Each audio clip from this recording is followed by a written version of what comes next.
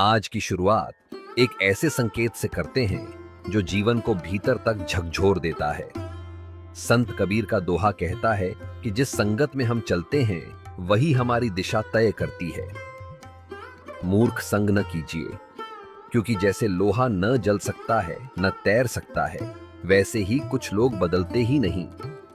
उनके संपर्क में रहकर समझ भी धुंधली हो जाती है। जीवन की यात्रा में संगत रंग बन जाती है। जैसे कपड़ा जिस रंग में डूबे वैसा ही हो जाता है, वैसे ही मन भी आसपास के विचारों से रंग लेता है। कभी ध्यान दिया है कैसे बार बार सुनाई गई बात सच जैसी लगने लगती है? यही संगति का असर है। कहानी बताती है कि मन कितना जल्दी भ्रमित हो जाता है। जैसे वह ब्राह्मण जिसने कंधे पर बकरी उठाई थी, लेकिन मूर्खों के शब्दों में फंसकर उसे कुत्ते का पिल्ला समझ बैठा। यही होता है जब हम अपने विवेक की जगह दूसरों की आवाज को सच मान लेते हैं। लेकिन यह दोहा केवल मूर्खता से सावधान नहीं करता, यह हमें अपने भीतर की रोशनी की ओर भी बुलाता है। और यही दूसरा दोहा गुनगुनाता है, मैं समर्थ के आश्रय, दम कदम करतार। जब झूठा मैं घुलने लगता है, भीतर का असली प्रकाश बोलने लगता है। प्रभु से प्रार्थना उठती है कि मेरी गफलत दूर हो, मैं जागा रहूं उस दरबार में जहां केवल शुद्ध चेतना है।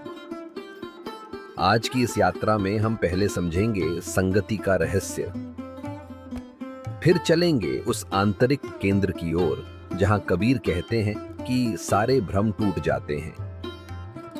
तो आइए शुरुआत करें इन दोहों की गहराई को सुनने से और खुद से पूछें, मैं किस संगत में हूं और किस दिशा में चल रहा हूं। आज संत कबीर जी का दोहा है, मूर्ख संग न कीजे, लोहा जली न तिराई, कतली सीप भुजंग मुख, एक बूंद भिन्न भाई। इसे कहा जा सकता है, avoid the company of unwise people, just as iron never burns और floats, some people never change, like banana bark, an empty shell, or a snake's mouth. Nothing good comes out from them. दूसरा दोहा है, मैं समर्थ के आश्रय, दम कदम करतार, गफलत मेरी दूर करो, खड़ा रहूं दरबार। I rest on the strength of the boundless one. When the false I is dissolved, the real doer shines in every action. God, remove my inner ignorance and keep me awake in the court of pure consciousness और pure awareness. पहले दोहे से प्रारंभ करते हैं, मूर्ख संग न कीजिए। यहाँ संत कबीर जी का कथन है कि जीवन में मूर्खों का संग मत करो। मूर्खों के संग रहकर आपकी अवस्था भी मूर्खों जैसी हो जाएगी। आप भी मूर्खों जैसी बातें करने लगोगे। कभी कहा जाता है, जैसी संगत वैसी रंगत। आप मूर्खों के साथ रहोगे तो मूर्खों जैसे ही हो जाओगे। इसलिए जीवन में अपनी संगति उनके साथ रखो जिनसे आप कुछ सीख सको। हर व्यक्ति उसी के साथ रहना चाहता है जिस पर वो अपना कोई घमंड प्रदर्शन कर सके। अपने से बड़ों के साथ या अपनों से विचारवान व्यक्तियों के साथ रहने में कष्ट महसूस करता है। अगर आप संतों और विद्वानों के साथ रहोगे तो ही प्रभु की चर्चा होगी, तभी आपके ज्ञान की वृद्धि होगी। मूर्खों के साथ रहोगे तो मूर्खों जैसी बुद्धि हो जाएगी। अगर आप किसी व्यापारी के साथ रहते हो वही आपका मित्र है, तो आपको धन कमाने की कला सिखाएगा, कैसे व्यापार करना चाहिए वही आपको सिखाएगा। जुआरी के साथ रहोगे तो जुआ खेलना सीख जाओगे, शराबी के साथ रहोगे तो शराब पीने में आपको कोई भी कष्ट नहीं होगा, वेश्यागामी के साथ रहोगे तो आपकी अवस्था भी वैसे ही हो जाएगी। जानवरों के साथ रहने पर जानवरों जैसी ही प्रवृत्ति हो जाती। कपड़ा कपड़े को देख के रंग पकड़ता है। जिन तरंगों में आप रहते हो वैसे ही तिरंगे आपको प्रभावित करती हैं। किसी को कम प्रभावित करती हैं, किसी को ज्यादा प्रभावित करती हैं। संग का प्रभाव हर एक पर पड़ता है।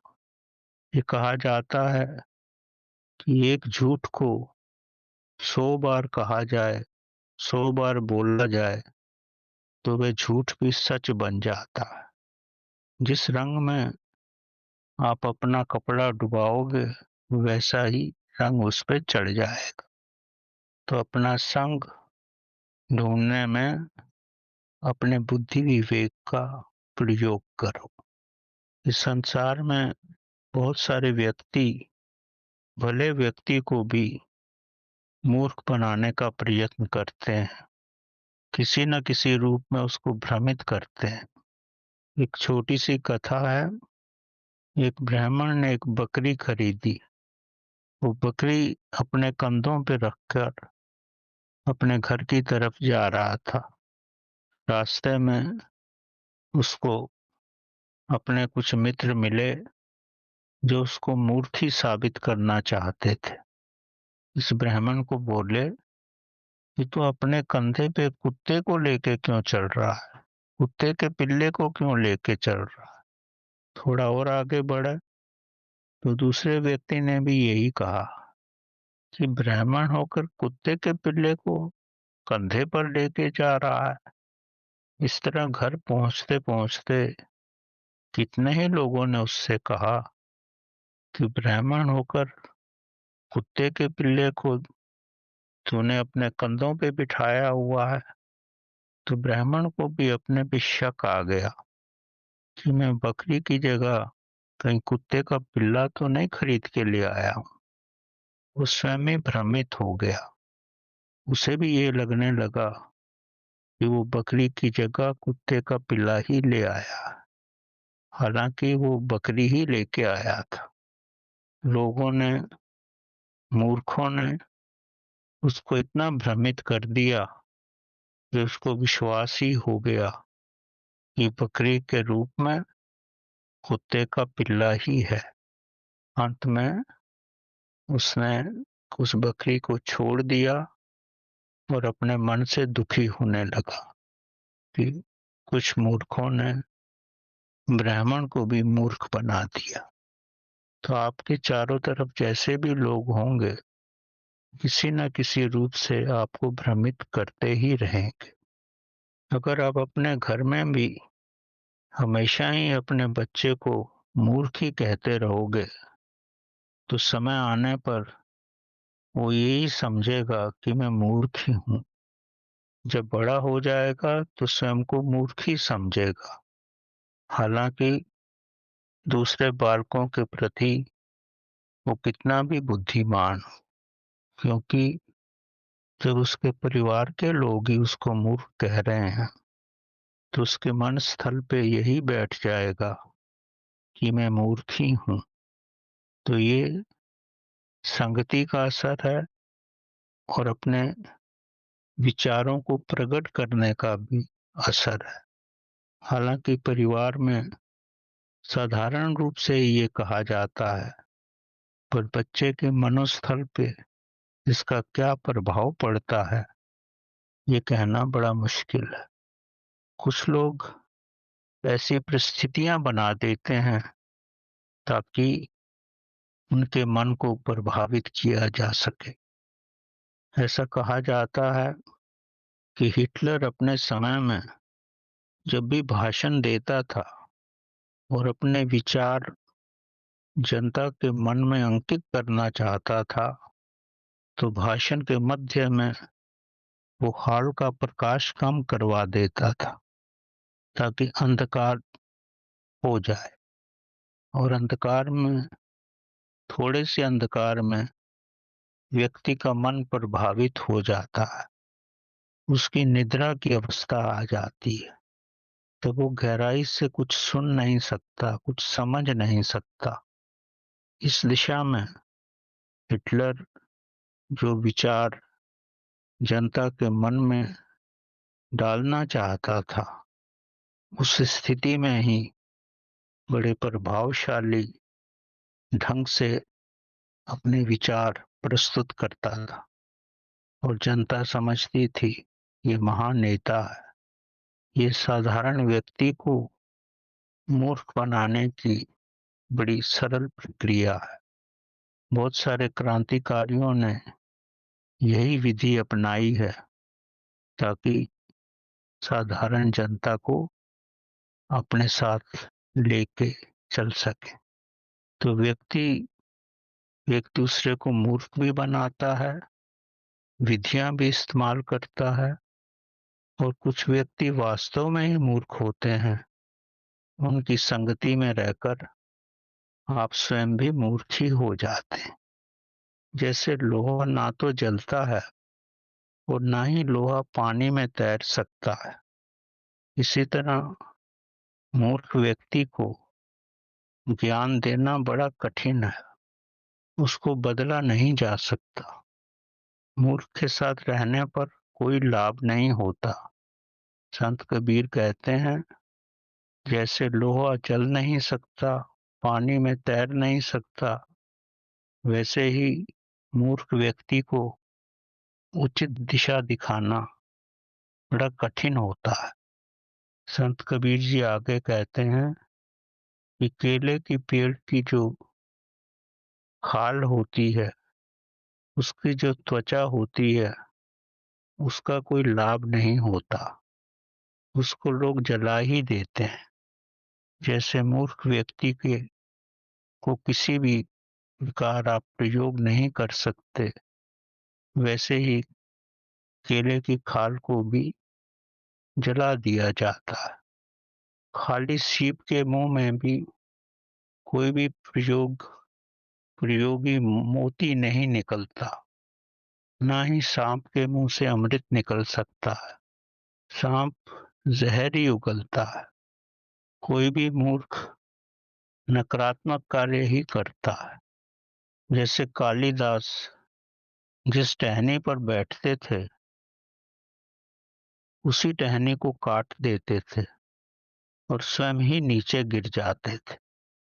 अगर उनमें थोड़ा भी बुद्धि विवेक आ जाए, वो टहनी की दूसरी तरफ बैठें और फिर काटें, तो लकड़ी ही कटेगी, वो खुद नहीं गिरेंगे। उनके शरीर में तो बहुत बल था, पर बुद्धि न होने के कारण पेड़ से गिरते ही रहते थे। अगर उनकी मानसिक प्रतिभा थोड़ी भी विकसित हो जाए, मानसिक दिशा थोड़ी भी बदल जाए, तो वो सब गलत कार्य नहीं कर पाएंगे। उनमें शरीर की शक्ति तो थी, पर मन की शक्ति नहीं थी। वो पूर्ण रूप से स्वस्थ थे, बड़े ही आकर्षक युवक थे, पर बुद्धि विवेक न होने के कारण उनको पूर्ण मूर्ख ही समझा जाता था। शरीर और मन एक दूसरे के साथ संबंधित रहते हैं। अगर आपका शरीर ठीक नहीं है, तो आप मन से कोई अच्छा कार्य नहीं कर सकते। अगर आप मन से परेशान हैं, तो शरीर में आपकी पाचन क्रिया भी ठीक नहीं चलेगी। शरीर और मन एक दूसरे को प्रभावित करते हैं। अब कालिदास में शारीरिक शक्ति तो थी, उनकी मन की भी शक्ति थी, पर मन जो है बुद्धिमान नहीं था, मूर्ख था। लेकिन अगर उनके मन को परिवर्तित किया जाता, तो वो बहुत जल्दी ही विवेकशील व्यक्ति बन जाते थे और बाद में बड़े महान विद्वान बने, बड़े विवेकशील बने, जैसे ही उनकी मन की स्थिति बदली, जैसे ही उन्होंने उस टहनी पे बैठना छोड़ दिया जिसको काट रहे थे।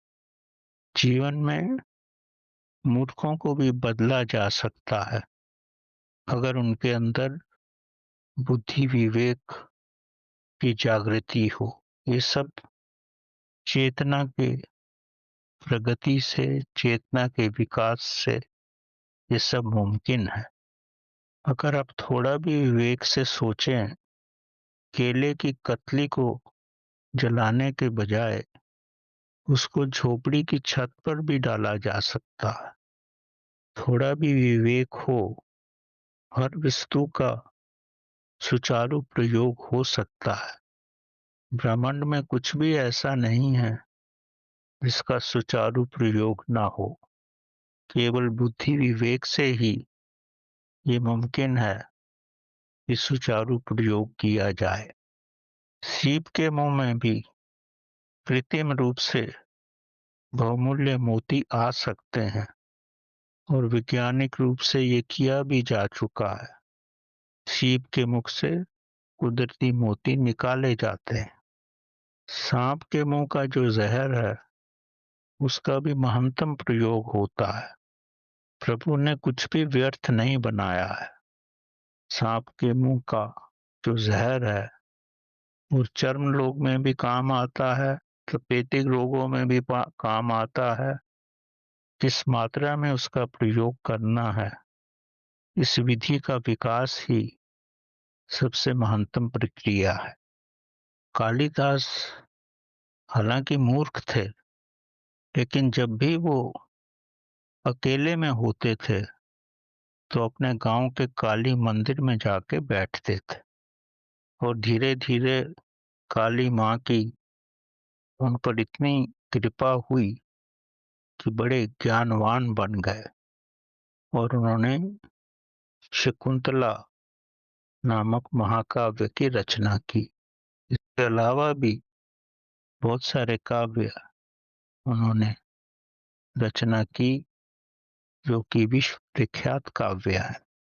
उनके बारे में गाथा है कि जिस राज्य में वो रहते थे वहां की राजकुमारी महासुंदरी थी। वो बड़ी ज्ञानवान थी। वो पंडितों को अपने ज्ञान से पराजित कर चुकी थी। तो राज्य के जितने भी पंडित थे उनके अहम को बहुत चोट पहुंचती थी, क्योंकि वो महासुंदरी भी थी और ज्ञानवान भी थी।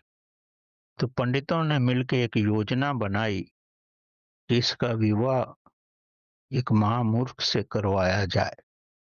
तो काफी ढूंढने के बाद उनका परिचय कालिदास से हुआ। उस समय कालिदास महामूर्ख थे, उन्हें कुछ बोलना भी नहीं आता था, कपड़े भी ठीक से नहीं पहनते थे, पर बड़े ही हष्ट-पुष्ट थे, स्वास्थ्य से बहुत अच्छे थे। अगर वो अपने मुख से कुछ ना बोलें तो कोई भी स्त्री उनको देख के प्रभावित हो सकती थी। तो पंडितों ने मिलकर एक षड्यंत्र रचा, इनको अच्छे अच्छे वस्त्र पहनाए और इनको ऐसा तैयार किया कि ये राजकुमारी के सामने जाकर कुछ भी नहीं बोलेंगे और राजकुमारी कुछ भी पूछे तो इशारों से जवाब देंगे। राजकुमारी को कालिदास के बारे में कुछ भी पता नहीं था। उसके लिए पति का चुनाव हो रहा था। जब राजकुमारी ने कालिदास को देखा तो बड़ी प्रभावित हुई। बड़े सुंदर थे, हष्ट-पुष्ट थे, ऊंचाई भी उनकी अच्छी थी। तो पंडित कालिदास को लेकर महल में पहुंचे, पर उसको पूर्ण रूप से समझा दिया था कि वो अपने मुख से कुछ नहीं बोलेगा, हाथों का इशारा ही करेगा। राजकुमारी को बोले, ये पंडित जी कुछ दिन मौन में हैं, और आपके सब प्रश्नों का उत्तर देंगे, जो भी आप इनसे इशारों से पूछेंगे। क्योंकि राजकुमारी को ये नौजवान पसंद आया, तो राजकुमारी ने उसके सामने एक उँगली ऊपर की, तो कालिदास ने 2 उँगलियां ऊपर कर दी। जो ज्ञानवान पंडित बैठे हुए थे, उन्होंने बोला कि आपने एक उँगली से अद्वैत को बताया है, पर इस महापंडित ने आपको स्पष्ट किया है कि संसार जो है द्वैत है, अद्वैत नहीं है। इसीलिए इन्होंने 2 उँगलियां आपके सामने की। तो राजकुमारी बड़ी प्रसन्न हुई। फिर राजकुमारी ने 5 उँगलियां कालिदास के सामने दिखाई। तो कालिदास ने समझा कि मुझे मारना चाहती है, तो कालिदास ने अपना मुक्का आगे कर दिया। पंडितों ने बताया कि आप बताना चाह रही हैं ये संसार 5 तत्वों का बना है, पर ये जो महान पंडित हैं, इन्होंने बताया कि 5 तत्व मिलके ही सब होता है। आपने अलग-अलग बताया, इन्होंने एक करके बताया मुक्के के फॉर्म में। तो राजकुमारी बड़ी प्रसन्न हुई, इतना ज्ञानवान पंडित है ये। तो कथा का मकसद यही है कि राजकुमारी कालिदास के ज्ञान से बड़ी प्रभावित हुई और उनसे शादी करने को राजी हो गई। तो पंडितों को सफलता मिल गई। एक मूर्ख से राजकुमारी का विवाह हो गया। विवाह संपन्न हुआ और जैसे ही विवाह संपन्न हुआ, कालिदास उनके घर पहुंचे, तो कुछ ही समय में राजकुमारी समझ गई ये तो महामूर्ख है। पंडितों ने उसे फंसाया है और उसका विवाह करवा दिया। तो राजकुमारी ने अपमानित करके कालिदास को घर से निकाल दिया। अब कालिदास बहुत वेदना में आ गए और वेदना में आकर भूखे प्यासे काली माँ के मंदिर में चले गए, जहाँ वो हमेशा ही जाते थे, और मन की गहराई से उनके समक्ष अपनी व्यथा प्रकट की, क्योंकि इसके अलावा वो कुछ कर ही नहीं सकते थे। वो कई दिनों तक काली माँ के मंदिर में ही बैठे। धीरे धीरे देवी माँ के साथ बैठते हुए उनके सानिध्य में आकर इनकी चेतना का विकास हो गया। समय आने पर इनकी मूर्खता पूर्ण रूप से समाप्त हो गई और ये बड़े ही ज्ञानवान हो गए। तो एक अपमान से प्रभु ने उनको इतने ऊंचे स्तर पे पहुंचा दिया। और राजकुमारी ने ये सब देखा, तो उसकी खुशी का कोई ठिकाना ही ना रहा। तो इस कथा का मकसद इतना ही है, मूर्खता केवल व्यक्ति की एक स्थिति होती है, उसके मन की स्थिति है। अगर मन की स्थिति को परिवर्तित किया जाए तो ज्ञानवान बन सकता है। और मन की स्थिति का परिवर्तन प्रभु की कृपा से, साधना से, चेतना के विकास से और प्रभु भक्ति से होता है। तो जीवन में कोई भी कष्ट हो, किसी को भी मूर्ख समझना उचित नहीं है। अगर उसको प्रभु की दिशा दिखाई जाए, तो समय आने पर वो कालिदास की तरह महान ज्ञानी भी बन सकता है। व्यक्ति में शक्ति होनी चाहिए। शक्ति के परिवर्तन मात्र से ही सब ठीक हो जाता है। मूर्ख की शक्ति अनुचित रास्ते पर थी। चेतना के विकास से वो शक्ति उचित रास्तों पर आ गई और वो महान विद्वान बन गया। कबीर जी का दूसरा दोहा है, मैं समर्थ के आश्रय दम कदम करतार, गफलत मेरी दूर करो खड़ा रहूं दरबार। यहाँ संत कबीर जी भगवान से प्रार्थना करते हैं, मैं समर्थ के सहारे, अस्तित्व के सहारे ही जीता हूँ। अस्तित्व परमात्मा ही मेरा सहारा है। मैं सीमित हूँ, परमात्मा असीमित है। वही हर कदम पे मेरी रक्षा करता है। मैं माया में हूँ, माया ने ही मुझे घेरा हुआ है।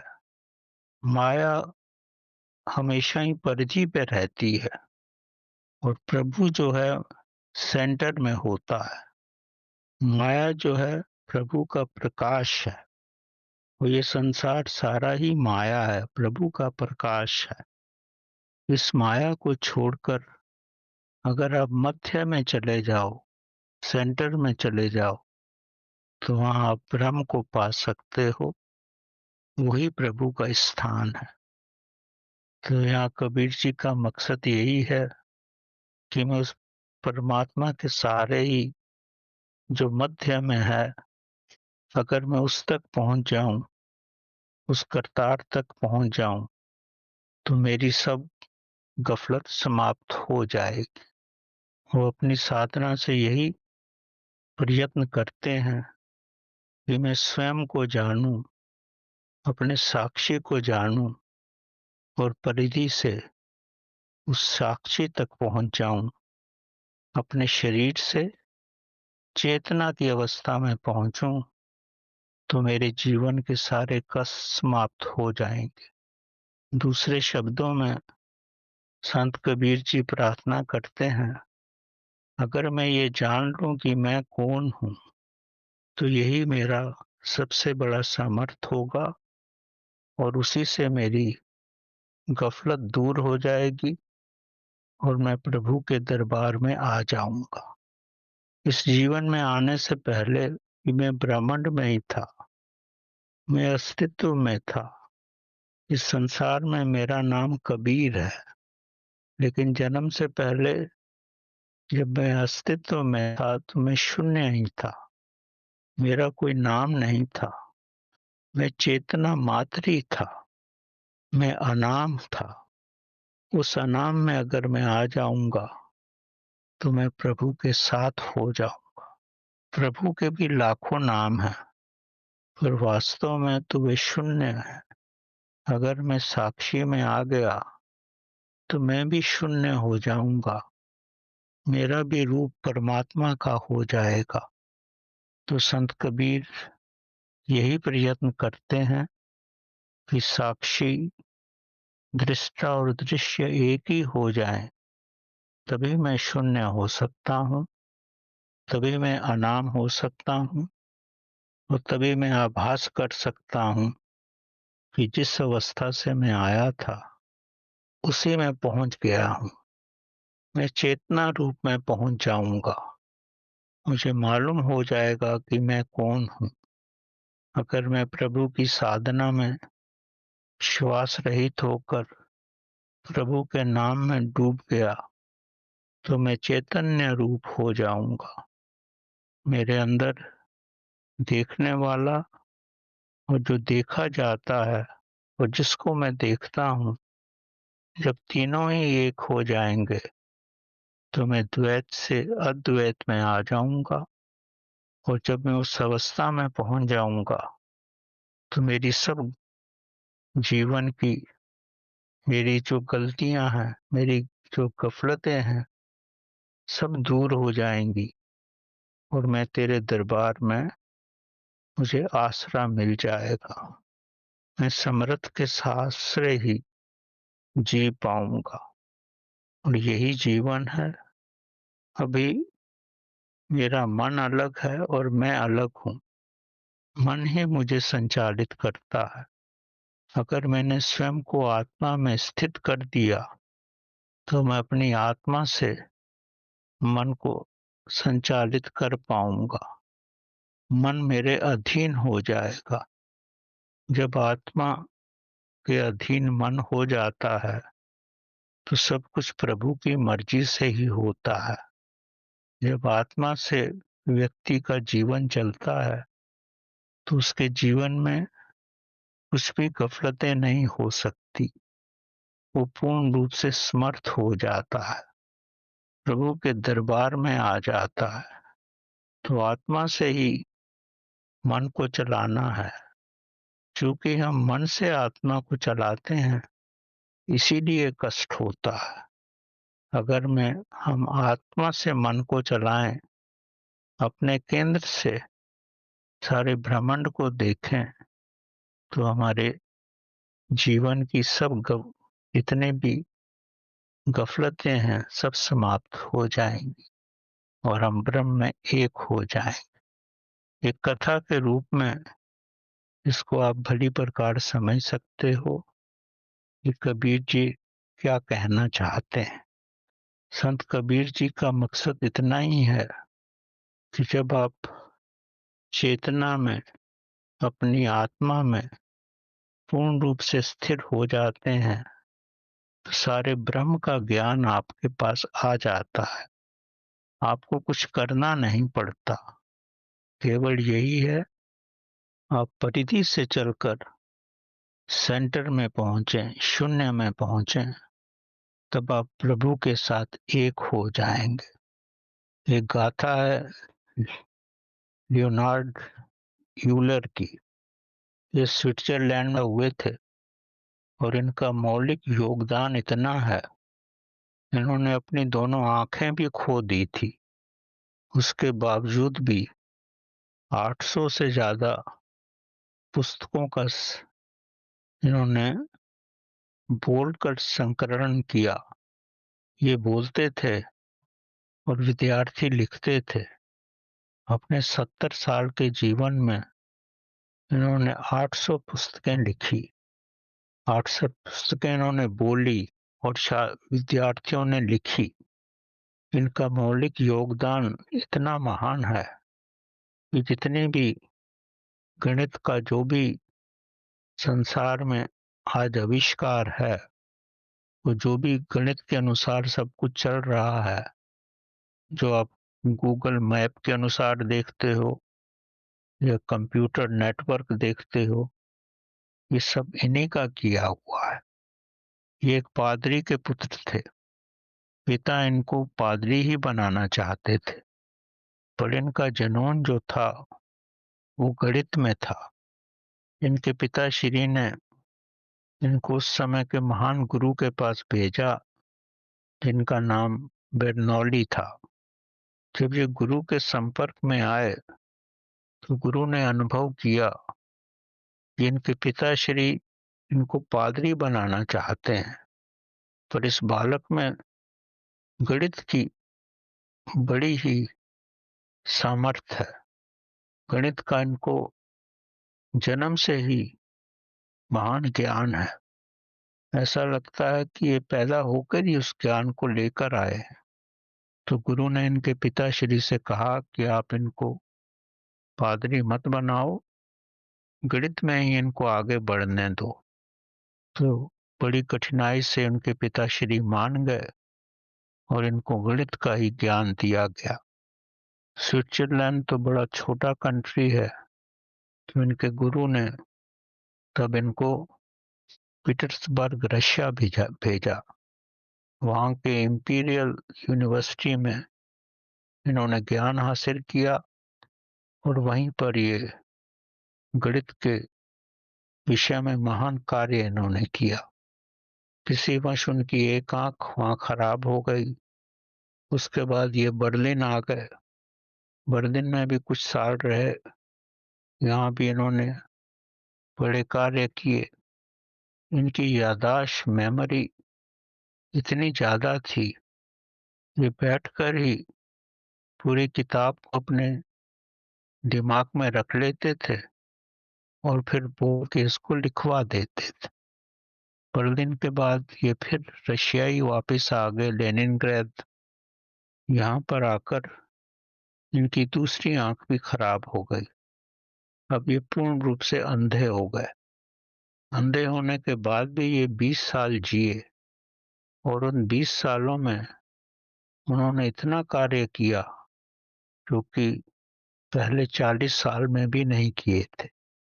इनके जो छात्र गणित की समस्याओं में कुछ गलती भी कर देते थे।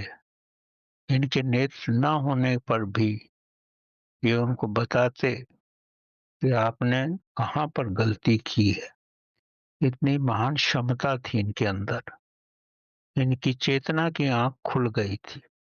इन्होंने पाई का आविष्कार किया, इमेजिनेशन नंबर्स का आविष्कार किया, शून्य और एक को लेकर के इन्होंने ग्राफिक थ्योरी का आविष्कार किया। ये कुछ भी नहीं करते थे, अपनी कुर्सी पे बैठ जाते थे और बोलते थे और छात्र सब लिखते थे। इस तरह 15 साल के अंदर इन्होंने 800 किताबें लिखवाई। इतना महान कार्य संसार में कोई भी नहीं कर सका।